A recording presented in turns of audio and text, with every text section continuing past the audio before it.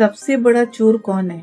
Inflation, जो आपके सारे पैसे धीरे धीरे खा जाता है। मेरे पास एक रिटायर्ड कपल आए और बोले, सुमन जी, हमने 20 लाख रुपए एफडी में डाल दिए, अब हमारी लाइफ बिल्कुल सेफ है।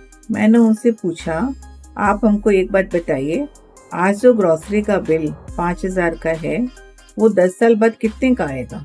उन्होंने सोचा और बोला, शायद 8,000, 9,000।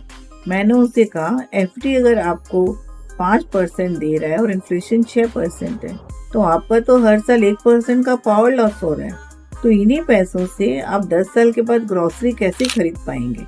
ये बात आप लोग थोड़ा सोच के देखिए।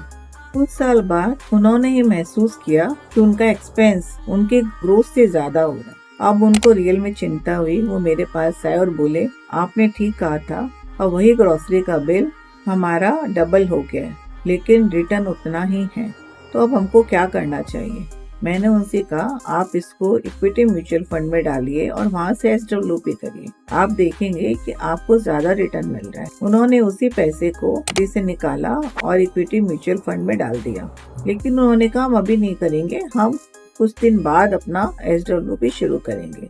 2 साल के बाद उन्होंने देखा उनका रिटर्न ठीक ठाक था, FD से ज्यादा था, और उनका डायलॉग मैं आज तक नहीं भूली हूँ कि सुमन जी, अब हम लोगों को समझ में आया, इस उम्र में सेफ्टी के साथ साथ ग्रोथ भी जरूरी है। अब उनका ग्रोसरी का बिल वो अपना आराम से दे पा रहे थे और बहुत खुश भी थे। इन्फ्लेशन को बीट करना ही रियल वेल्थ क्रिएशन है। एफडी सेफ्टी के लिए ठीक है, पर ग्रोथ के लिए नहीं। ग्रोथ के लिए म्यूचुअल फंड जरूरी है। मैं हूँ सुमन धानुका। अगर आप भी इनविजिबल थीफ इन्फ्लेशन से परेशान हो तो फॉलो करिए धन संपदा कैपिटल। यहाँ हम आपको बताते हैं कि पैसे को सिर्फ बचाते नहीं, बढ़ाते भी हैं। कैसे बढ़ाते हो हम आपको सिखाएंगे।